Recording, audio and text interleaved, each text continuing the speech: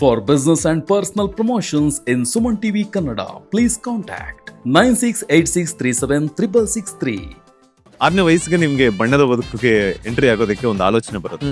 ಅದನ್ನ ಮನೆಯವ್ರ ಹತ್ರ ಹೇಳಿದಾಗ ಮನೆಯವರ ರಿಯಾಕ್ಷನ್ ಯಾವ ರೀತಿ ಇತ್ತು? ಚಿಕ್ಕ ವಯಸ್ಸಲ್ಲಿ ಯಾರಾದ್ರೂ ಸ್ಕೂಲಲ್ಲಿ ಏನಾಗ್ತೀನಿ ಹೀರೋ ಆಗ್ತೀನಿ ಅಂತ ಹೇಳ್ತಾ ಇದ್ದೆ. ನಗೋರು ಶಾಂತಂ ಪಾಪಂ ಇದಕ್ಕೂ ಕಳಿಸ್ತೆ. ಓಕೆ, ನಾನು ಕಳ್ಸೋಣ, ಏನೋ ಒಂದು ಸಣ್ಣ ಪುಟ್ಟ ರೋಲ್ ಸಿಗುತ್ತೆ, ಅಲ್ಲಿ ನಂಗೆ ನೆಟ್ವರ್ಕ್ ಮಾಡ್ಕೊಂಡು ಏನೋ ಚೆನ್ನಾಗಿ ಮಾಡ್ಕೊಳ್ಳೋಣ ಅಂತ. ಬಟ್ ಅಲ್ಲೂ ರಿಜೆಕ್ಟ್ ಮಾಡ್ಬಿಟ್ರು. My only expectation from Shantam Papam was at least ಒಂದು ಡೆಡ್ ಬಾಡಿ ಕ್ಯಾರೆಕ್ಟರ್ ಆದ್ರೂ ಕೊಡ್ತಾರೆ, ಒಂದು ಝೂಮ್ ಆಗ್ತಾರೆ, ಅಟ್ಲೀಸ್ಟ್ ಎಲ್ಲಾದ್ರೂ ಕಾಣಿಸ್ಕೋತೀನಿ ಅಂತ. But 8 years more than 350 auditions ಏನೋ ಕೊಟ್ಟೆ ನಾನು, ಎಲ್ಲ ರಿಜೆಕ್ಟೆಡ್.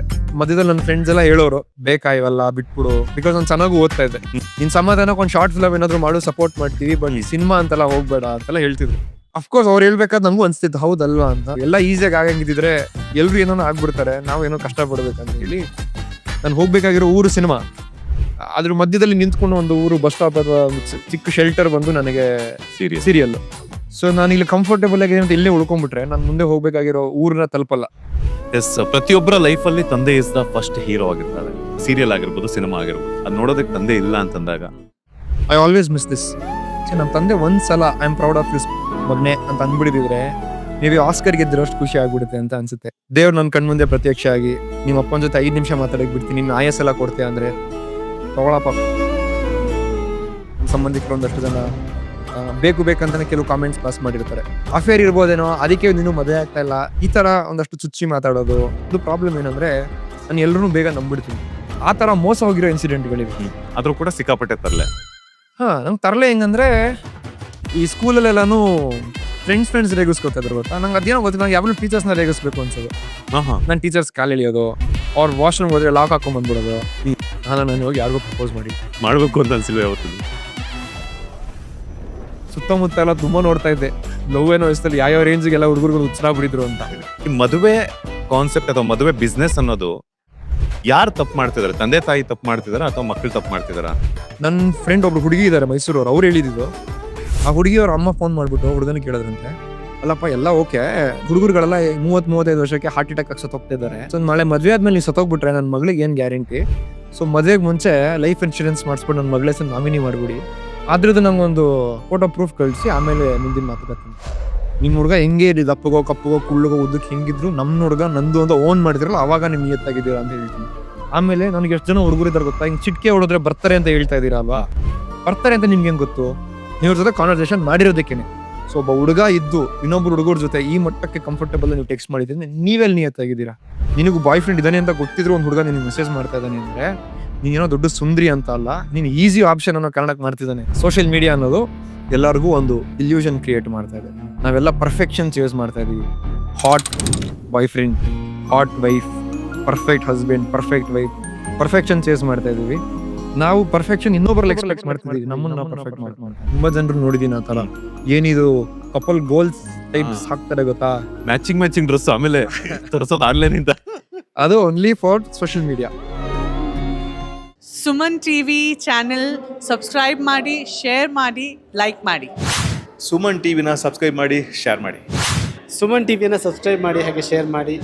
ಸುಮನ್ ಟಿವಿನ ನೀವು ನೋಡಬೇಕು ಅಂತ ಹೇಳಿದ್ರೆ ಸಬ್ಸ್ಕ್ರೈಬ್ ಮಾಡಿ, ಹಾಗೆ ತಪ್ಪದೆ ಶೇರ್ ಮಾಡಿ. ಸೊ ಇದನ್ನ ಸಪೋರ್ಟ್ ಮಾಡೋಣ ಅಂತ ಹೇಳಿ ನಾನು ಕೇಳ್ಕೊಳ್ತೀನಿ. Thank you so much. Suman TV ಕನ್ನಡನ ಲೈಕ್, ಶೇರ್, ಸಬ್ಸ್ಕ್ರೈಬ್ ಮಾಡಿ. ಈ ಒಂದು ಚಾನೆಲ್ನ ಸಬ್ಸ್ಕ್ರೈಬ್ ಮಾಡಿ, ಲೈಕ್ ಮಾಡಿ, ಶೇರ್ ಮಾಡಿ. ಲೈಕ್ ಮಾಡಿ, ಸಬ್ಸ್ಕ್ರೈಬ್ ಮಾಡಿ, and all the best to Suman TV. Hi hello ನಮಸ್ಕಾರ, ನೀವು ನೋಡ್ತಾ ಇದ್ದೀರಾ ಸುಮನ್ ಟಿವಿ ಕನ್ನಡ. ನಾನು ಮಂಜುನಾಥ್ ಶ್ರೀನಿವಾಸ್. ವೀಕ್ಷಕರೇ, ಇವತ್ತಿನ ನಮ್ಮ ಸುಮನ್ ಟಿವಿ ಸ್ಪೆಷಲ್ನಲ್ಲಿ ನಮ್ಮ ಜೊತೆ ಜಾಯ್ನ್ ಆಗ್ತಾ ಇದ್ದಾರೆ ಕಿರುತೆರೆಯ ಕ್ಯೂಟೆಸ್ಟ್ ಹೀರೋ, ಹಾಗೆಯೇ ಬೆಳ್ಳಿತೆರೆಯ ಭರವಸೆಯ ನಾಯಕ ಕಮ್ ನಿರ್ದೇಶಕರಾಗಿರುವಂತಹ ನಮ್ಮ ನಿಮ್ಮೆಲ್ಲರ ಪ್ರೀತಿಯ ಆರ್ ಕೆ ಚಂದನ್ ಅವರು. ಮೊದಲನೇದಾಗಿ ನಮಸ್ತೆ. ನಮಸ್ಕಾರ. ಹೇಗಿದ್ದೀರಾ? ಚೆನ್ನಾಗಿದ್ದೀನಿ, ನೀವು ಹೇಗಿದ್ದೀರಾ? ನಾನು ಸೂಪರ್ ಆಗಿದ್ದೀನಿ. ಏನೆಲ್ಲ ನಡೀತಾ ಇದೆ ಆರ್ ಕೆ ಚಂದನ್ ಅವರ ಲೈಫಲ್ಲಿ ಸದ್ಯಕ್ಕೆ? ಪ್ರೊಫೆಷನಲಿ ಹೇಳ್ಬಿಡ್ತೀನಿ. ಎರಡು ಬೇಕು ನಮಗೆ. ಪರ್ಸ್ನಲಿ ಏನೂ ಇಲ್ಲ ಬ್ರೋ, ಬೆಳಗ್ಗೆ ಎದ್ದೇಳ್ತೀನಿ, ಜಿಮ್ಗೆ ಹೋಗ್ತೀನಿ, ಬರ್ತೀನಿ, ಅಷ್ಟೇ. ತುಂಬ ಸಿಂಪಲ್ ಲೈಫು. ಓಕೆ. ಬಿಟ್ಟರೆ ಪ್ರೊಫೆಷ್ನಲಿ ಅಂದರೆ ಈಗ ನಮ್ಮದೇ ಆರ್ ಕೆ ಸ್ಟುಡಿಯೋಸ್ ಅಂತ ಒಂದು ಪ್ರೊಡಕ್ಷನ್ ಹೌಸ್ ಲಾಂಚ್ ಮಾಡಿದ್ದೀವಿ. ಅದ್ರ ಮೂಲಕ ಬಿಂಗೋ ಅಂತ ಒಂದು ಸಿನಿಮಾ, ಅದರಲ್ಲಿ ನೀವು ನಿರ್ದೇಶಕರು ಅಂತ ಹೇಳಿದ್ರಿ, ಇನ್ನು ನಿರ್ದೇಶಕ ಆಗಿಲ್ಲ, ಅದಕ್ಕೆ ಭರವಸೆ ಅಂತ. ಭರವಸೆ, ಥ್ಯಾಂಕ್ ಯು. ಮುಂದೆ ಫ್ಯೂಚರಲ್ಲಿ. ಬಟ್ ಈ ಸಿನಿಮಾದಲ್ಲಿ ಬರಹಗಾರನಾಗಿ ವರ್ಕ್ ಮಾಡಿದ್ದೀನಿ. ಅಂದರೆ ನಮ್ಮ ಬಿಂಗೋ ಸಿನಿಮಾಗೆ ಸ್ಟೋರಿ, ಸ್ಕ್ರೀನ್ ಪ್ಲೇ, ಡೈಲಾಗ್ಸ್ ನಾನೇ ಬರೆದಿದ್ದು. ಜೊತೆಲಿ ಹೀರೋ ಆಗಿ ಆ್ಯಕ್ಟ್ ಮಾಡಿ ಪ್ರೊಡಕ್ಷನ್ ಕೂಡ ಮಾಡಿದ್ದೀವಿ. ಇನ್ನೇನು ಜೂನ್ ತಿಂಗಳಲ್ಲಿ ರಿಲೀಸಿಗೆ ಪ್ಲ್ಯಾನ್ ಮಾಡ್ತಾ ಇದ್ದೀವಿ. ಸೊ ಅದೊಂದು ಕಂಪ್ಲೀಟ್ ಆಗಿದೆ. ಅದು ಬಿಟ್ಟು ಅಭಿನಂದನ್ ಅಂತ ಒಬ್ರು ಅವರು ನಮ್ಮ ರಾಮರೇ ಸತ್ಯಪ್ರಕಾಶ್ ಇದಾರಲ್ಲ, ಅವ್ರ ಜೊತೆ ವರ್ಕ್ ಮಾಡ್ತಾ ಇದ್ರು, ಅಭಿನಂದನ್ ಅಂತ. ಸೊ ಅವ್ರ ಜೊತೆ ಕೂಡ ಒಂದು ಸಿನಿಮಾ ಕಂಪ್ಲೀಟ್ ಆಗಿದೆ, ಪೋಸ್ಟ್ ಪ್ರೊಡಕ್ಷನ್ ಕೂಡ ಮುಗಿದಿದೆ. ಫೈನಲ್ ಹಂತದ ಕೆಲವು ಕರೆಕ್ಷನ್ಸ್ ನಡೀತಿದೆ. ಅದು ಕೂಡ ನಮಗೆ ಆಗಸ್ಟ್ ಅಥವಾ ಸೆಪ್ಟೆಂಬರ್ಗೆ ರಿಲೀಸ್ಗೆ ಇದೆ. ಕಟ್ಟಾರ ಅಂತ ಇನ್ನೊಂದು ಸಿನಿಮಾ ಕರೆಂಟ್ಲಿ ಶೂಟಿಂಗಲ್ಲಿದೆ. ಇನ್ನೊಂದು 2 ದಿನ ಮಾಡಿದ್ರೆ, ಸಾಂಗ್ ಶೂಟ್ ಮಾಡಿದ್ರೆ ಕಂಪ್ಲೀಟ್ ಆಗುತ್ತೆ. ಅದು ಬಿಟ್ಟು ಇನ್ನು 2 ಹೊಸ ಸಿನಿಮಾ ಸೈನ್ ಮಾಡಿ ಅದರದ್ದು ರಿಹರ್ಸಲ್ ತಯಾರಿಗಳಲ್ಲಿ ಬ್ಯುಸಿ ಆಗಿದ್ದೀನಿ. ಸೊ ಪ್ರೊಫೆಷ್ನಲಿ ಇಷ್ಟು 2 ಸಿನಿಮಾ ರೆಡಿ ಆಗಿದೆ, 2 ಸಿನಿಮಾ ಒಪ್ಕೊಂಡಿದ್ದೀನಿ, ಒಂದು ಕರೆಂಟ್ಲಿ ಶೂಟಿಂಗ್ ನಡೀತದೆ. ಒಟ್ಟಿನಲ್ಲಿ ಕರೆಂಟ್ಲಿ ಸದ್ಯಕ್ಕಂತೂ ಚಂದನ್ ಅವರು ಸಿಕ್ಕಾಪಟ್ಟೆ ಬ್ಯುಸಿ ಆಗಿದ್ದಾರೆ. ದೇವ್ರ ದಯದಿಂದ ಬ್ಯುಸಿ ಇದ್ದೀನಿ. ಹಿಂಗೆ ಬ್ಯುಸಿಯಾಗಿ ಇನ್ನೂ ಬ್ಯುಸಿಯಾಗಿ ಥ್ಯಾಂಕ್ ಯು. ಬಟ್ ಆಗಾಗ ಸಿಗ್ತಾ ಇರಿ ಖಂಡಿತವಾಗ್ಲೂ. ಎಸ್, ಎಲ್ಲಿಂದ ಶುರು ಮಾಡೋಣ ಅಂತ ಈಗ ಸದ್ಯದ ಮಟ್ಟಿಗಂತೂ ಶುರು ಮಾಡಿದ್ವಿ. ಚೈಲ್ಡ್ಹುಡ್ ಇಂದ ಶುರು ಮಾಡೋಣ, ಎಲ್ಲಿಂದ ಶುರು ಮಾಡೋಣ? ನೀವು ಹೇಳಿ, ಹೆಂಗಾದ್ರೂ ಓಕೆ. ಎಸ್, ಚೈಲ್ಡ್ಹುಡ್ ಇಂದ ತಗೋಣ. ಯಾಕಂದ್ರೆ ಅಭಿಮಾನಿಗಳಿಗೆ ಎಷ್ಟೋ ಜನ ಅಭಿಮಾನಿಗಳು ನನಗೆ ಪರ್ಸನಲಿ ಮೆಸೇಜ್ ಮಾಡಿದ್ದುಂಟು. ನಿಮ್ಮ ಕಲೀಗ್ಸ್ ಜೊತೆ ನಾನು ಇಂಟರ್ವ್ಯೂ ಮಾಡಿದಾಗ ಆರ್ ಕೆ ಚಂದನ್ ಅವ್ರು ಇಂಟರ್ವ್ಯೂ ಮಾಡಿ ಅಂತ. Thank you. ಫೈನಲಿ ಇವತ್ತು ಎಷ್ಟೋ ಚಾನಲ್ಸ್ ಚೇಂಜ್ ಮಾಡಿದ ಸುಮನ್ ಟಿವಿಗೆ ಒದಗಿ ಬಂದಿದೆ ನಿಮ್ಮ ಇಂಟರ್ವ್ಯೂ. ಎಸ್, ಚೈಲ್ಡ್ಹುಡ್ ಡೇಸ್ ಬಗ್ಗೆ ಹೇಳೋದಾದ್ರೆ, ಚೈಲ್ಡ್ಹುಡ್ ಅಂದರೆ ನಾವು ಹುಟ್ಟು ಬೆಳೆದಿದ್ದೆಲ್ಲ ಇಲ್ಲಿ ವಿಜಯನಗರ, ದಾಸರಳ್ಳಿ, ಬಸವೇಶ್ವರ ನಗರ, ಅಲ್ಲೇ ಹುಟ್ಟು ಬೆಳೆದಿದ್ದು. ಅಕ್ಕ ಅಣ್ಣ ಇಬ್ಬರಿದ್ದಾರೆ ಮನೆಯಲ್ಲಿ, ನಾನು ಕೊನೆಯವನು. ಸೊ ಚಿಕ್ಕ ವಯಸ್ಸಿನ ತುಂಬ ತರಲೆ, ಆಮೇಲೆ ಹಠ ಜಾಸ್ತಿ. ನನಗೆ ಏನು ಬೇಕು ಅದು ಬೇಕೇ ಬೇಕು, ಅಥವಾ ಇನ್ನೂ ಮಾಡಬೇಕು ಅಂದ್ಕೊಂಡು ಅದು ಮಾಡಲೇಬೇಕು ಅಂತ. ಸೊ ಅದಾದಮೇಲೆ ಸ್ಕೂಲಿಂಗು, ಕಾಲೇಜು ಎಲ್ಲ ಆಯಿತು. ಬಟ್ ಒಂದು ನನ್ನ ಲೈಫಲ್ಲಿ ನಾನು ಯಾವಾಗಲೂ ತುಂಬ ಒಳ್ಳೇದು ಅಂತ ಕನ್ಸಿಡರ್ ಮಾಡ್ತೀನಿ, ಅದು ಈ ಹಠ ಅಂತ ಏನು ಹೇಳ್ತಾರಲ್ಲ. ಸೊ ನಾನು 6 years ಹುಡುಗ ಆಗಿದ್ದಾಗಲೇ ನಾನು ಸಿನಿಮಾ ಇಂಡಸ್ಟ್ರಿಗೆ ಹೋಗಬೇಕು, ಹೀರೋ ಆಗಬೇಕು, ಡೈರೆಕ್ಟರ್ ಆಗಬೇಕು ಅಂತ ಫಿಕ್ಸ್ ಆಗಿಬಿಟ್ಟಿದ್ದೆ. ಓಕೆ. ನಾನು ಐಡಲೈಸ್ ಮಾಡೋದು ಉಪೇಂದ್ರ ಸರ್ನ. ಸೊ ಅವ್ರ ಸಿನಿಮಾ ಹಾಡುಗಳನ್ನ ನೋಡಿ ಒಂದು ಸ್ವಲ್ಪ ಈ ಕಡೆ ಇನ್ಸ್ಪೈರ್ ಆಗಿದೆ. ಆ್ಯಂಡ್ ಥ್ರೂ ಔಟ್ ನನ್ನ ಸ್ಕೂಲ್ ಡೇಸು, ಕಾಲೇಜ್ ಡೇಸಲ್ಲಿ ಕೂಡ ಕಲ್ಚರ್ಲಿ ತುಂಬ ಆ್ಯಕ್ಟಿವ್ ಆಗಿದ್ದೆ ನಾನು. ಅಂದರೆ ಕಲ್ಚರಲ್ ಸೆಕ್ರೆಟರಿ ಆಗಿದ್ದೆ. ಡ್ಯಾನ್ಸು, ಡ್ರಾಮಾ ಅಂತ ಬಂದರೆ ಯಾವಾಗಲೂ ಲೀಡ್ ಮಾಡೋದು. ಕಾಲೇಜಲ್ಲಿ ಒಂದಷ್ಟು ಜನ, ಅಥವಾ ಸ್ಕೂಲಲ್ಲಿ ನಾವು ಹೈಸ್ಕೂಲಲ್ಲಿದ್ದಾಗ ಚಿಕ್ಕ ಮಕ್ಕಳು ಕೊರಿಯೋಗ್ರಫಿ ಮಾಡೋದು. So I was always culturally very active. And ಎಲ್ಲೋ ಒಂದು ಕಡೆ ಜೊತೆಗೆ ರೈಟಿಂಗ್ ಕೂಡ ಇಂಟ್ರೆಸ್ಟ್ ಇತ್ತು ನನಗೆ. ನಾನೇ ಓನ್ ಸ್ಕಿಟ್ಸ್ ಬರೆಯೋದು, ಪ್ಲೇಸ್ ಬರೆಯೋದೆಲ್ಲ ಮಾಡ್ತಿದ್ದೆ. ಸೊ ಚೆನ್ನಾಗಾಯಿತು. ಫ್ರೆಂಡ್ಸ್ ಎಲ್ಲ ಒಳ್ಳೆ ಫ್ರೆಂಡ್ಸ್ ಇದ್ದರು, ಮಜಾ ಮಾಡ್ಕೊಂಡು ಆಟ ಆಡ್ಕೊಂಡು ಎಲ್ಲ ರೆಗ್ಯುಲರ್ ಆಗೋಬ್ಬ ಬೆಂಗಳೂರಲ್ಲಿ ಪ್ರತಿಯೊಬ್ಬರು ಅವ್ರ ಸ್ಕೂಲ್ ಡೇಸ್, ಕಾಲೇಜಸಲ್ಲಿ ಏನೇನು ಮಾಡಿಕೊಂಡು ಆಡ್ಕೊಂಡು ಬಂದು ಹೆಸರು ಅದೆಲ್ಲ ಮಾಡಿಕೊಂಡು ಬಂದೆ. ಆ್ಯಂಡ್ ಬಟ್ ಅದೆಲ್ಲದೂ ಜೊತೆಗೆ ಈ ಸಿನಿಮಾನೋ ಫೋಕಸ್ ಯಾವಾಗಲೂ ಇದ್ದೇ ಇತ್ತು. ಅದೊಂದು ಅಂಡರ್ ಕರೆಂಟ್ ಥರ. ನನ್ನ ಫ್ರೆಂಡ್ಸ್ಗೆಲ್ಲ ಯಾವಾಗಲೂ ಹೇಳ್ತಾ ಇದ್ದೆ, ಆ ಟೈಮಲ್ಲಿ ವೀಕೆಂಡ್ ವಿತ್ ರಮೇಶ್ ಎಲ್ಲ ಬರೋದಲ್ಲ. ಸೊ ಅವಾಗ ಯಾರು ಹೇಳ್ತಿದ್ದೆ, ಮಗ ನಾನಲ್ಲಿ ಹೋದಾಗ ನೀನೇನು ಮಾತಾಡ್ತೀಯಾ, ನೀನು ಮುಂದ್ಗಡೆಯಿಂದ ಬರ್ತೀಯ ಹಿಂದ್ಗಡೆಯಿಂದ ಬರ್ತೀಯಾ, ಫುಲ್ಲು ಅಂದರೆ ನೀನು ಹಿಂಗೆ ಮಾತಾಡಬೇಕು, ನಾನಲ್ಲಿ ಸರ್ಪ್ರೈಸ್ ಆಗಿರೋದಾರ ಆ್ಯಕ್ಟ್ ಎಲ್ಲ ಮಾಡ್ತೀನಿ ಅಂತೆಲ್ಲ ರೇಗಿಸ್ತಾ ಇದ್ದೆ. ಸೊ ಅವಾಗೆಲ್ಲ ನಗೋರು. ಬಟ್ ಇವಾಗ ನನ್ನ ಫ್ರೆಂಡ್ಸು, ಮಗ ಪರವಾಗಿಲ್ಲ, ಏನೋ ಹೇಳ್ತಾ ಇದ್ದೆ, ಇವಾಗ ಅದೇ ರೂಟಲ್ಲಿ ಮುಂದಕ್ಕೆ ಹೋಗ್ತಿದೆಯಲ್ಲ, ಸೊ ವೆರಿ ಹ್ಯಾಪಿ ಅಂತ. So yeah, that was basically my childhood. Friends ಎಲ್ಲ ರೆಗ್ಯುಲರ್ ಹುಡುಗರು ಹೆಂಗಿತ್ತು ಅಷ್ಟೇ. ಈ ಹಳ್ಳಿ ಜೀವನ ಎಲ್ಲೂ ಕೂಡ ಮಿಸ್ ಮಾಡ್ಕೊಂಡಿದ್ದೀನಿ ಅಂತ ಅನ್ಸಿಲ್ವಾ? ಹಳ್ಳಿ ಅಂದರೆ ನಮ್ಮ ತಂದೆ ತಾಯಿ ಕೂಡ ಹುಟ್ಟು ಬೆಳೆದಿದ್ದು ಬೆಂಗಳೂರಲ್ಲೇ. ಸೊ ಹಂಗಾಗಿ ಅವ್ರ ಜನ್ರೇಷನ್ ಇಂದಾನೆ ಸ್ವಲ್ಪ ಹಳ್ಳಿದು ಟಚ್ಚು ಕಡಿಮೆ. ಅವರು ಕೂಡ ಹುಟ್ಟು ಬೆಳೆದಿದ್ದಲ್ಲ ಬೆಂಗಳೂರಲ್ಲೇ. ಬಟ್ ವರ್ಷಕ್ಕೆ 2 ಸಲ ಮಾತ್ರ ಊರಿಗೆ ಹೋಗ್ತಾ ಇದ್ದೆ ಹಬ್ಬಗಳಿಗೆ. ನಮ್ದು ಜಗ್ಗೇಶ್ ಸರ್ದು ಊರು ಜಡೆಮೈಸಂದ್ರ, ನಮ್ದವ್ರದ್ದು ತುಮಕೂರು, ಅಕ್ಕಪಕ್ಕದ ಊರು. ಸೊ ಊರಲ್ಲಿ ರಥೋತ್ಸವ ಒಂದು ನಡೆಯುತ್ತೆ, ನಮ್ಮ ರಂಗನಾಥ ಸ್ವಾಮಿ ದೇವ್ರದ್ದು. ಅದು ಬಿಟ್ಟರೆ ಒಂದು ಹೆಣ್ಣು ದೇವರು, ಗ್ರಾಮ ದೇವತೆ ಒಂದು ಹಬ್ಬ ನಡೆಯುತ್ತೆ. ಆ 2 ಹಬ್ಬಕ್ಕೆ ಮಿಸ್ ಇಲ್ದಂಗೆ ಊರಿಗೆ ಹೋಗ್ತಾ ಇದ್ದೆ. ಅದು ಬಿಟ್ಟರೆ ಸಮ್ಮರ್ ಹಾಲಿಡೇಸಲ್ಲಿ ನಮ್ಮ ತಾಯಿಯವರ ಊರಿಗೆ ಹೋಗ್ತಿದ್ದೆ, ನಮ್ಮ ಅಜ್ಜಿ ಮನೆಗೆ. ಸೊ ಬೇಸಿಕ್ ಆಗಿ ಒಂದು ಅಪರೂಪಕ್ಕೆ ಹೋಗೋದು ಬರೋದಾಗಿದೆ. ತುಂಬ ಟೈಮ್ ಸ್ಪೆಂಡ್ ಮಾಡಿಲ್ಲ ಹಳ್ಳಿ ಜೀವನದಲ್ಲಿ. ಬಿಕಾಸ್ ನಮ್ಮ ತಂದೆ ತಾಯಿ ಜನ್ರೇಷನಿಂದಾನೇ ಎಲ್ಲ ಬೆಂಗಳೂರಲ್ಲೇ ಪ್ರಿಡಾಮಿನೆಂಟ್ಲಿ ಬೆಳೆದಿರೋದ್ರಿಂದ ಅದು ಆ ಜನ್ರೇಷನಿಂದನೇ ಸ್ವಲ್ಪ ಕಡಿಮೆ. ಬಟ್ ಬೇರೆಯವ್ರು ನನ್ನ ಫ್ರೆಂಡ್ಸ್ ಕಂಪೇರ್ ಮಾಡ್ಕೊಂಡಾಗ ನಾನು ತಕ್ಕಮಟ್ಟಿಗೆ ಜಾಸ್ತಿನೇ ನೋಡಿದ್ದೀನಿ ಹಳ್ಳಿ ಜೀವನ ಅಂತ ಅನ್ಸುತ್ತೆ. ಎಸ್, 6ನೇ ವಯಸ್ಸಿಗೆ ನಿಮ್ಗೆ ಬಣ್ಣದ ಬದುಕಿಗೆ ಎಂಟ್ರಿ ಆಗೋದಕ್ಕೆ ಒಂದು ಆಲೋಚನೆ ಬರುತ್ತೆ. ಅದನ್ನ ಮನೆಯವ್ರ ಹತ್ರ ಹೇಳಿದಾಗ ಮನೆಯವರ ರಿಯಾಕ್ಷನ್ ಯಾವ ರೀತಿ ಇತ್ತು ಅಂತ? ಇಲ್ಲ, ಅದು ಹೇಳೋಕ್ಕೆ ತುಂಬ ಟೈಮ್ ಆಯಿತು. ಬಿಕಾಸ್ ಅದು ನಾನು ಅಂದ್ಕೊಂಡಿದ್ದು ವೆನ್ ಐ ವಾಸ್ 6 years. ಅದು ನಾನದು ಸೀರಿಯಸ್ ಆಗಿ ಅದು ಓಕೆ ನಾನು ಇದನ್ನೇ ಮಾಡಬೇಕು ಅಂತ ನಾನು ಕನ್ವಿನ್ಸ್ ಮಾಡ್ಕೊಳ್ಳೋಕ್ಕೆ ಒಂದು 5-6 years ಆಯಿತು. ಅಂದರೆ ನಾನು ಹೈಸ್ಕೂಲಿಗೆ ಬರೋವರೆಗೂ ಚಿಕ್ಕ ವಯಸ್ಸಲ್ಲಿ ಯಾರಾದ್ರೂ ಸ್ಕೂಲಲ್ಲಿ ಏನಾಗ್ತೀನಿ ನಾನು ಹೀರೋ ಆಗ್ತೀನಿ ಅಂತ ಹೇಳ್ತಾ ಇದ್ದೆ. ನಗೋರು ಟೀಚರ್ಸ್ ಮುಂದೆನೋ ಅಂದರೆ ಸ್ಕೂಲ್ ಚೇಂಜ್ ಎಲ್ಲ ಮಾಡೋರಲ್ಲ, ಒಂದು ಸ್ಕೂಲ್ ಚೇಂಜ್ ಮಾಡಿದ್ರು ನನಗೆ. ಸೊ ಅವಾಗ ಎಲ್ಲರಿಗೂ ಏನಾಗ್ತೀನಿ ಅಂದರೆ ಎಲ್ಲ ಹುಡುಗರು ನಾನು ಆಸ್ಟ್ರೋನಾಟ್ ಆಗ್ತೀನಿ, ಸೈಂಟಿಸ್ಟ್ ಆಗ್ತೀನಿ, ಪ್ರೈಮ್ ಮಿನಿಸ್ಟರ್ ಆಗ್ತೀನಿ, ಪೊಲೀಸ್ ಆಗ್ತೀನಿ ಅಂತ. ನಾನು ತುಂಬ ಇನ್ನೋಸೆಂಟಾಗಿ ನಾನು ಫಿಲಮ್ ಹೀರೋ ಆಗ್ತೀನಿ ಅಂತ ಅಂದೆ. ಟೀಚರ್ ಎಲ್ಲ ಯಾರೋ ಚಿಕ್ಕ ಹುಡುಗ ಏನೋ ಮುದ್ದಾಗಿ ಮಾತಾಡ್ತಾ ಇದ್ದೆ ಬಿಡು ಅಂತ. But I was very serious. ಅದಾದ್ಮೇಲೆ ನಾನು ಸುತ್ತಮುತ್ತ ಒಂದು 2-3 ಜನ ಫ್ರೆಂಡ್ಸ್ಗೂ ಅವಾಗ ಹೇಳ್ತಾ ಇದ್ದೆ. ಆಮೇಲೆ ಸ್ವಲ್ಪ ಚಿಕ್ಕ ವಯಸ್ಸಿಂದನೂ ನಾನು ಸ್ವಲ್ಪ ಈ ಸ್ಟೈಲ್ ಮಾಡೋದು ಜಾಸ್ತಿ. ಅಂದರೆ ಕೂತ್ಕೊಳ್ಳೋದಲ್ಲ, ಒಂದು ಸ್ಟೈಲಲ್ಲಿ ಕೂತ್ಕೊಳ್ಳೋದು ಸ್ಕೂಲಲ್ಲಿ, ಬ್ಯಾಗ್ ಎತ್ಕೊಳ್ಳೋದು ಒಂಥರ ಹಿಂಗೆ ಹಾಕೊಳ್ಳೋದು ಒಂಥರ ಚಿಕ್ಕ ವಯಸ್ಸಿನ ಒಂಥರ ಹಿಂಗೆಲ್ಲ ನಾನು ಹೀರೋ ಆದಾಗ ಹಿಂಗೆ ಮಾಡ್ಬೇಕು ಹಂಗೆ ಮಾಡ್ಬೇಕು ಅಂತೆಲ್ಲ ಮಾಡ್ತಾ ಇದ್ದೆ. ಸೊ ಒಂದಿಬ್ರು ಮೂರು ಜನ ನಗೋರು, ಒಂದಿಬ್ರು ಮೂರು ಜನ ಇಂಪ್ರೆಸ್ ಆಗೋರು, ಇನ್ ಕೆಲವರು ಆಡ್ಕೊಳ್ಳೋರು. ಸೊ ಅವಾಗೆಲ್ಲ ಅನ್ಸೋದು ನಾನು ಏನಾದರೂ ತಪ್ಪು ಮಾಡ್ತಾ ಇದ್ದೀನ, ಹೀರೋ ಆಗ್ಬೇಕು ಅನ್ಕೋತಿರೋ ತಪ್ಪ ಅಂತ. ಆಫ್ಟರ್ ಅ ಪಾಯಿಂಟ್ ನಾನು ಕನ್ವಿನ್ಸ್ ಮಾಡ್ಕೊಂಡೆ ಇಲ್ಲ ಇದನ್ನೇ ಮಾಡಬೇಕು, ಹಿಂಗೆ ಇರಬೇಕು ಅಂತ. ಅದಾದ್ಮೇಲೆ 10th ಆದ್ಮೇಲೆ ಮನೆಯವ್ರಿಗೆ ಹೇಳಿದ್ದು ನಾನು. ಅಷ್ಟರಲ್ಲಿ ಸ್ವಲ್ಪ ಕನ್ವಿನ್ಸ್ ಆಗಿದ್ದೆ. 10th ಮುಗೀತು, ಮನೇಲಿ ಹೇಳಿದೆ ನನಗೆ PUC ಎಲ್ಲ ಓದೋಕೆ ಇಷ್ಟ ಇಲ್ಲ, ನಾನು ಆ್ಯಕ್ಟಿಂಗ್ ಸ್ಕೂಲಿಗೆ ಸೇರಿಸ್ಬಿಡಿ ಅಂತ. ಮನೇಲಿ ಏನಂದ್ರು PU ಮುಗಿಸು ಆಮೇಲೆ ಸೇರಿಸ್ತೀನಿ ಅಂತ. PU ಮುಗೀತು. PU ಮುಗಿದ್ಮೇಲೆ ಮತ್ತೆ ಕೇಳಿದೆ ಡಿಗ್ರಿ ಮಾಡ್ಬಿಡು ಸೇರಿಸ್ತೀನಿ ಅಂತ. ಸೊ ಅವ್ರು ಬೇಸಿಕ್ಲಿ ಅನ್ಕೊಂಡ್ರು ಓಕೆ ಇನ್ನು ಡ್ಯಾನ್ಸ್ ಮಾಡ್ತಾ ಇದ್ದಾನೆ, ಡ್ರಾಮಾ ಮಾಡ್ತಾ ಇದ್ದಾನೆ, ಏನೋ ಅದನ್ನೇ ಸ್ವಲ್ಪ ಸೀರಿಯಸ್ ಆಗಿ ತೊಗೊಂಡ್ಬಿಟ್ಟಿದ್ದಾನೆ ಇವನು, ಅದೆಲ್ಲ ಮಾಡ್ತೀನಿ ಅಂತ. ಬೇಡ ಅಂದ್ಬಿಟ್ಟು ರೆಗ್ಯುಲರ್ ಒಂದು ಟಿಪಿಕಲ್ ಮಿಡಲ್ ಕ್ಲಾಸ್ ಫ್ಯಾಮಿಲಿಲಿ ಓದು ಅಂತಾರಲ್ಲ ಹಾಗೆ ಹೇಳಿದ್ರು. ನಾನು ಆರ್ಕಿಟೆಕ್ಚರ್ ಎಲ್ಲ ಓದಿದೆ. ಬಟ್ PU ಆದ್ಮೇಲೆ ನಾನು ಸ್ವಲ್ಪ ಸೀರಿಯಸ್ ಆಗಕ್ಕೆ ಸ್ಟಾರ್ಟ್ ಆದೆ. ಅಂದರೆ ಇದನ್ನೂ ಅನ್ಕೊಂಡಿದ್ರೆ ಆಗಲ್ಲ, ಏನಾದ್ರು ಆ್ಯಕ್ಷನ್ ತೊಗೋಬೇಕು ಅಂದ್ಕೊಂಡು ಆರ್ಕಿಟೆಕ್ಚರ್ ಫಸ್ಟ್ ಇಯರ್ ಸ್ಟಾರ್ಟ್ ಆದಾಗ ಸೈಮಲ್ಟೇನಿಯಸ್ಲಿ ಆಡಿಷನ್ಸ್ ಅಟೆಂಡ್ ಮಾಡೋಕ್ಕೆ ಸ್ಟಾರ್ಟ್ ಮಾಡಿದೆ. ಬಟ್ ಮನೇಲೆಲ್ಲೂ ಹೇಳ್ತಿರ್ಲಿಲ್ಲ, ಬಿಕಾಸ್ ಮನೆಯಲ್ಲಿ ಗೊತ್ತಿತ್ತು ಅವರು ಆಕ್ಸೆಪ್ಟ್ ಮಾಡಲ್ಲ ಅಂತ. ಫಸ್ಟ್ ಓಕೆ ನಾನು ಯಾವುದೋ ಆಡಿಷನ್ ಟ್ರೈ ಮಾಡೋಣ, ಯಾವುದೋ ಒಂದು ಚಾನ್ಸ್ ಸಿಕ್ಕಲಿ ಮಾಡಿಬಿಡೋಣ, ಅದು ಬಂದಮೇಲೆ ನಂಬ್ತಾರೆ ಅಂತ ತುಂಬ ಟ್ರೈ ಮಾಡಿದೆ. But 8 years more than 350 auditions ಏನೋ ಕೊಟ್ಟೆ ನಾನು, ಎಲ್ಲ ರಿಜೆಕ್ಟೆಡ್. ಎಲ್ಲರೂ better luck next time, I let you know ಅಂತೆಲ್ಲ ಹೇಳಿ ಸೊ 8 years ರಿಜೆಕ್ಷನು. ಮಧ್ಯದಲ್ಲಿ ನನ್ನ ಫ್ರೆಂಡ್ಸ್ ಎಲ್ಲ ಹೇಳೋರು ಬೇಕಾ ಇವೆಲ್ಲ ಬಿಟ್ಬಿಡು, ಬಿಕಾಸ್ ನಾನು ಚೆನ್ನಾಗೂ ಓದ್ತಾ ಇದ್ದೆ, ಯೂನಿವರ್ಸಿಟಿಲೆಲ್ಲ ಟಾಪರ್ ಆಗಿದೆ. So I was good with my studies.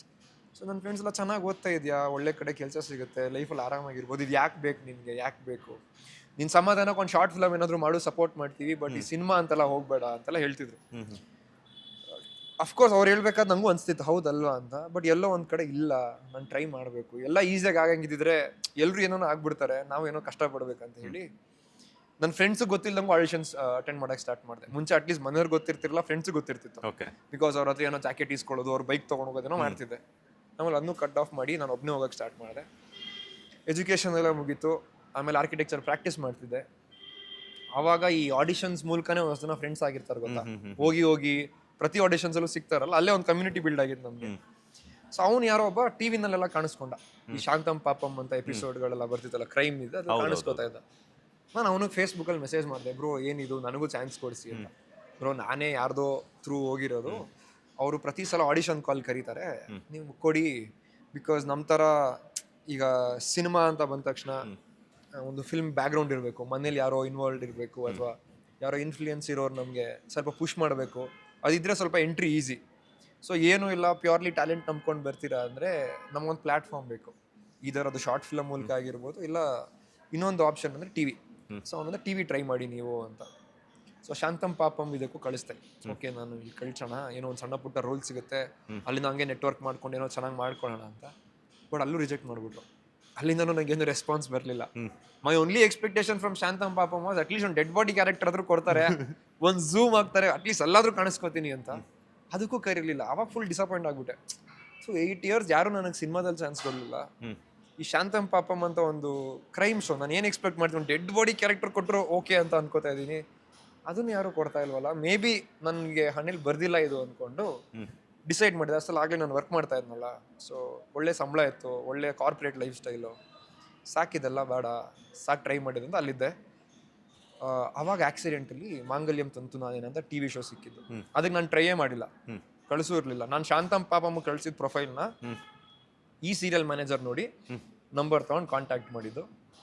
ಅಲ್ಲೂ ಹೋಗಿ ಮತ್ತೆ ಅವರು ಒಂದು 3 rounds of auditions and look test ಎಲ್ಲ ಮಾಡಿ ಫೈನಲಿ ಮಾಂಗಲ್ಯಂ ತಂತು ನನ್ನ ಸೀರಿಯಲ್ ಆಯಿತು ಕಲರ್ ಸೂಪರಲ್ಲಿ. ತುಂಬ ಭಯ ಇತ್ತು, ಬಿಕಾಸ್ ಒಂದು 6 ಸೀರಿಯಲ್ ಒಟ್ಟಿಗೆ ಲಾಂಚ್ ಆಯಿತು.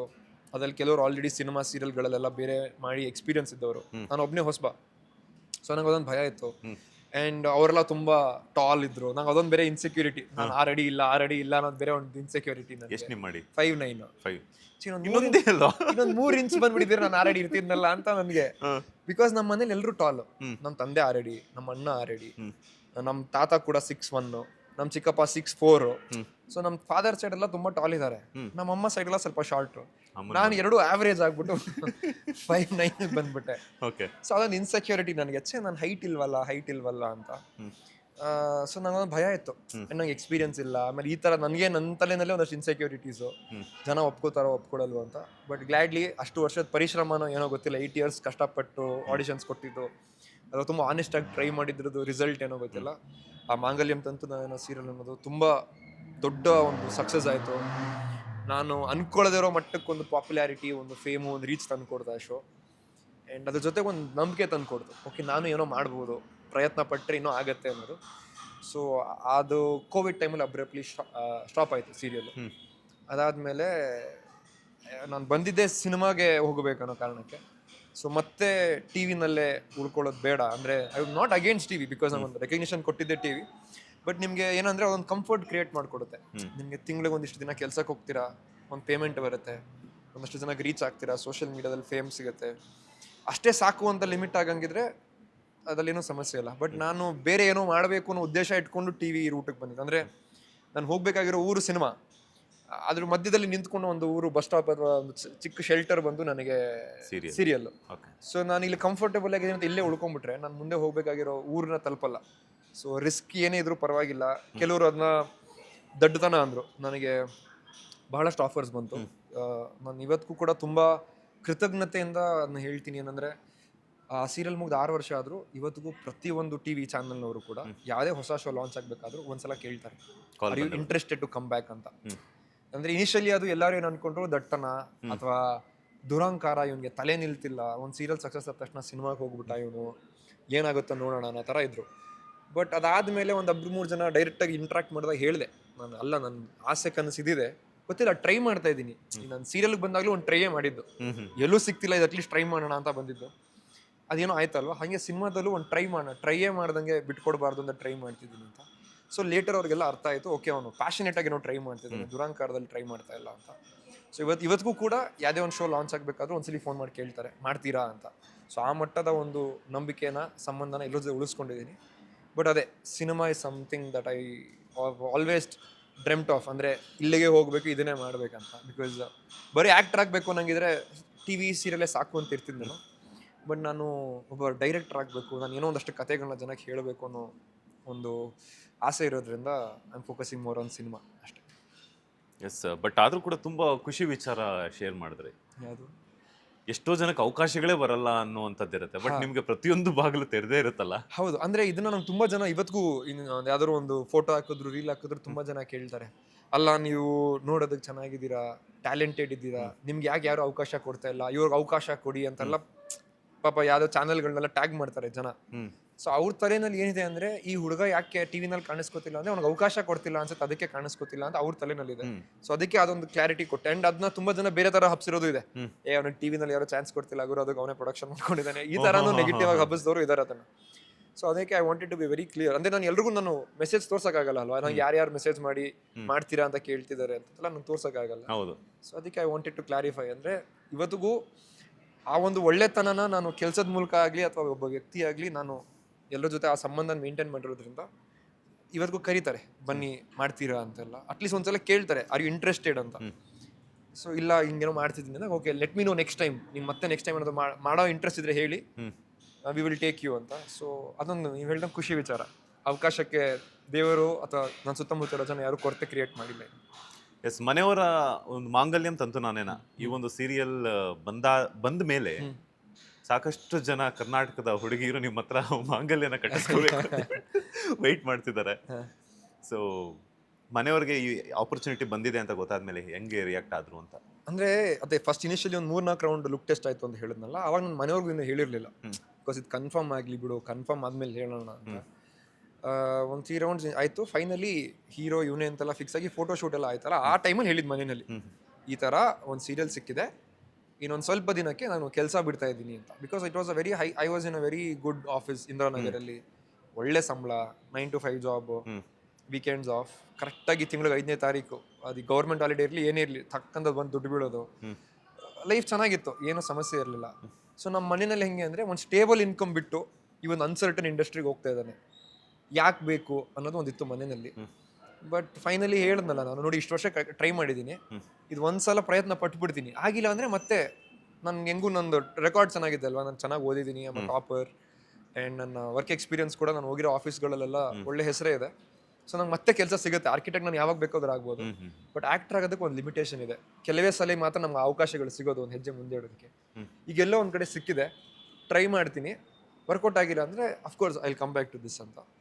ಅವಾಗ ಅವರು ಓಕೆ ಆಯಿತು, ಇಷ್ಟು ವರ್ಷ ಅವರು 10th ಮಾಡು, 10th ಮುಗಿಸು ಆಮೇಲೆ ಹೇಳೋಣ, PU ಮುಗಿಸು ಹೇಳ್ತೀನಿ, ಡಿಗ್ರಿ ಮುಗಿಸು ಹೇಳ್ತೀನಿ ಅಂದಾಗೆಲ್ಲ ಅವ್ರು ಹೇಳಿದ್ನೆಲ್ಲ ಮಾಡಿದ್ದೀನಲ್ವಾ. ಸೊ ಅವರು ಆಯಿತು ಹೋಗು ಅಂತ ಬಿಟ್ಟರು. ಬಟ್ ಹೇಳಿದರು, ಇದು ಆ್ಯಕ್ಟರ್ ಲೈಫ್ಗೆ ಹೋಗ್ತಾ ಇದೆಯಾ, ಪಬ್ಲಿಕ್ ಲೈಫು, ಇಲ್ಲಿ ಕಾಂಪ್ಲಿಮೆಂಟ್ಸು ಬರುತ್ತೆ, ಕಾಮೆಂಟ್ಸು ಬರುತ್ತೆ. ನಿನ್ನನ್ನು ಹೊಗಳೋರು ಇರ್ತಾರೆ, ತೆಗಳೋರು ಇರ್ತಾರೆ. ಅದನ್ನೆಲ್ಲ ನೀನು ಮೆಂಟಲಿ ಅಫೆಕ್ಟ್ ಮಾಡ್ಕೊಳ್ಳೋದೇ ಇರೋಷ್ಟು ಸ್ಟ್ರಾಂಗ್ ಆಗಿದ್ಯಾ ಅಂದರೆ ಮಾತ್ರ ಕಾಲಿಡು. ಇಲ್ಲ ಯಾರೋ ಒಬ್ಬ ನೀನು ಹಂಗಿದ್ಯಾ, ನೀನು ಚೆನ್ನಾಗಿ ಆ್ಯಕ್ಟ್ ಮಾಡಿಲ್ಲ, ಅದು ಇದು ಅನ್ನೋದೆಲ್ಲ ನಿಂಗೆ ಅಫೆಕ್ಟ್ ಆಗುತ್ತೆ ಅಂದರೆ ಹೋಗ್ಬೇಡ, ಆರಾಮಾಗಿ ಕೆಲಸ ಮಾಡ್ಕೊಂಡಿರು. Because if you're entering on public ಪ್ಲಾಟ್ಫಾರ್ಮ್ಗೆ ಎಂಟರ್ ಆಗ್ತಿದ್ಯಾ ಅಂದರೆ ನೀನು ಇಷ್ಟು ಮೆಂಟಲಿ ಸ್ಟ್ರಾಂಗ್ ಇದ್ರೆ ಮಾತ್ರ ಹೋಗ್ಬೇಕನ್ನೋದು ಮನೇಲಿ ಹೇಳಿದರು. ಸರಿ ಆಯಿತು ಅಂತ ಹೋದೆ.